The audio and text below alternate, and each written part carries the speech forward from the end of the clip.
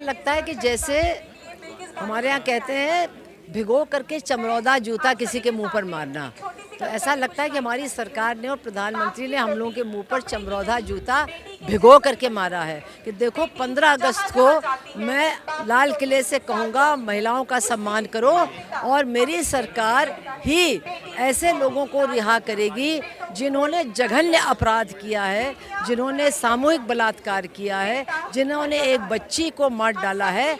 ऐसे लोगों को रिहा करने का काम मेरी सरकार करेगी। ये हमको मैसेज मिला है 15 अगस्त को। अपराध के बुनियाद पर अब सज़ा नहीं होगी, अब जाति और धर्म के आधार पर सज़ा होगी कि अपराधी का जात और धर्म क्या है और पीड़ित पक्ष का जाति और धर्म क्या है।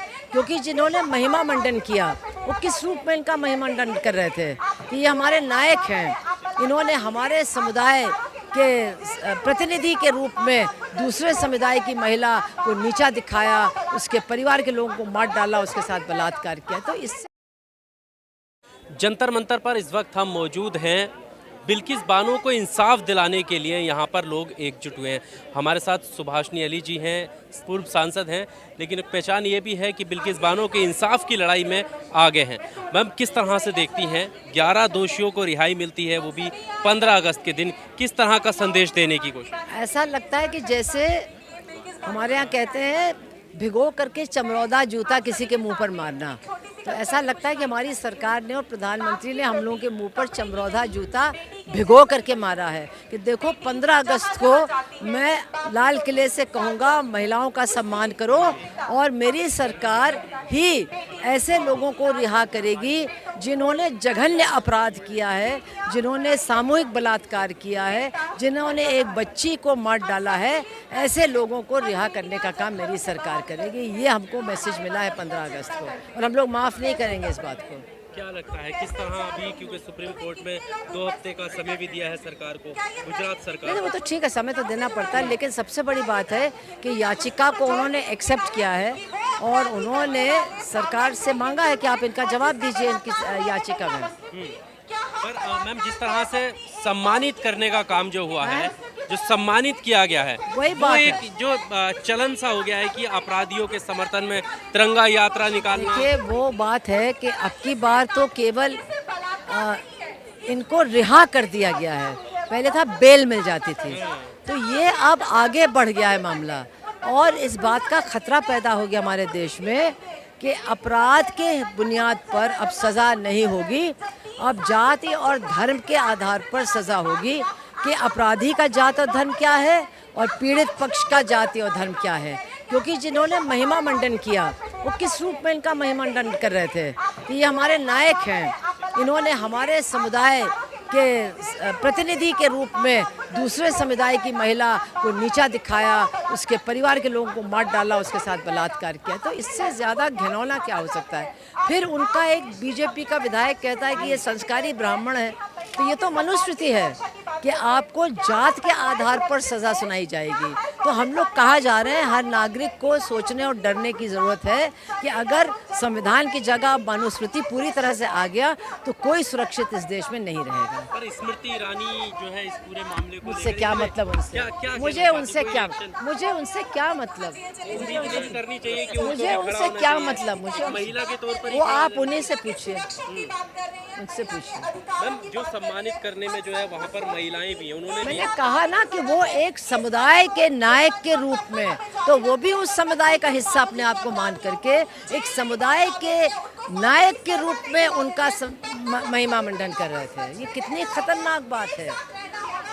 प्रधानमंत्री का जो भाषण है, जो लाल किले से उन्होंने शुरुआत की 15 अगस्त को, उसको एकदम भूल जाना चाहिए। नहीं, क्यों? मैंने कहा ये हमारे और आपके मुंह पर चमरौदा जूता उन्होंने मारा है भिगो करके। आप भूल सकते हैं, हम लोग तो कभी नहीं भूल सकते। क्यों भूलें? कभी माफ नहीं करेंगे। अब क्या लगता है इस लड़ाई को? अब लड़ेंगे। चलिए, ठीक है, थैंक यू। को जो रिहा किया गया है वो भी ऐसे वक्त में जब प्रधानमंत्री कहते हैं कि महिलाओं का सम्मान होना चाहिए, सशक्तिकरण की बात वो करते हैं, किस तरह से देखिए, अब ये तो प्रधानमंत्री बताएंगे ना कि नारी शक्ति से उनका मतलब क्या है।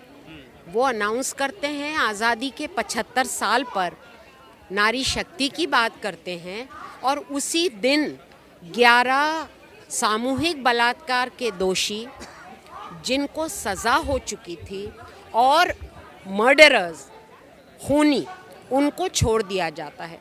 तो ये तो प्रधानमंत्री साहब से पूछिए जो कभी प्रेस कॉन्फ्रेंस नहीं करते कि भाई नारी शक्ति से आपकी क्या परिभाषा है नारी शक्ति की। हमारी परिभाषा के हिसाब से तो आपने नारी शक्ति की अवहेलना की है। आपने बेटी बचाओ के नाम पर बेटियों के लिए जो हालात पैदा किए देश में, बिल्किस बानो नहीं, उसके पहले के हालात भी अगर आप देख लें, जो हालात पैदा किए वो बेटी बचाओ के ठीक उल्टे हैं। नारी शक्ति का मजाक उड़ाया आपने हिंदुस्तान के 75 साल पूरे होने पर, आज़ादी के 75 साल पूरे होने पर एक प्रधानमंत्री को ये शोभा नहीं देता। पर जिस तरह से सम्मानित किया जाता है और दोषियों को सोचिए, और उसमें महिलाएं भी हैं जी, तो उससे कैसा संदेश देने की कोशिश की? तो यही हम कह रहे हैं कि गुजरात सरकार ने जो उनको रेमिशन दिया, वो रेमिशन गुजरात सरकार की औकात थी जो अपने आप दे देती, जब तक के ऊपर से ऑर्डर नहीं होता मोदी सरकार का। तो ये मोदी सरकार से बोलिए कि वो कैसा समाज बनाने जा रहे हैं। उनके अपने लोग बोल रहे हैं कि संस्कारी लोग हैं इसलिए छोड़ दिया। तो हम दोबारा पूछते हैं कि भाई संस्कार की आपकी परिभाषा क्या है? जो रेप करता है, जो खून करता है, वो संस्कारी होता है क्या? मुझे लगता है इनके हिसाब से वही डेफिनेशन है, क्योंकि ये धड़ल्ले से ये बात कह रहे हैं कि इनको नया संविधान बनाना है जो मनुवाद पर आधारित होगा, जो वर्णा सिस्टम पर आधारित होगा। और जाहिर है मनुवाद और वर्णा सिस्टम के हिसाब से तो चाहे वो दलित हों जो जालौर में हुआ था, चाहे औरतें हों, चाहे मुसलमान हों, सभी का वही हश्र होना है। तो वो उसी संविधान को बनाने की इन्होंने घोषणा की है। और हर ऐसा इंसिडेंट, हर ऐसी घटना उस घोषणा का एक कदम आगे उसको लेकर जा रहा है। हमारा ये कहना है कि हमें ऐसे संस्कार मंजूर नहीं है।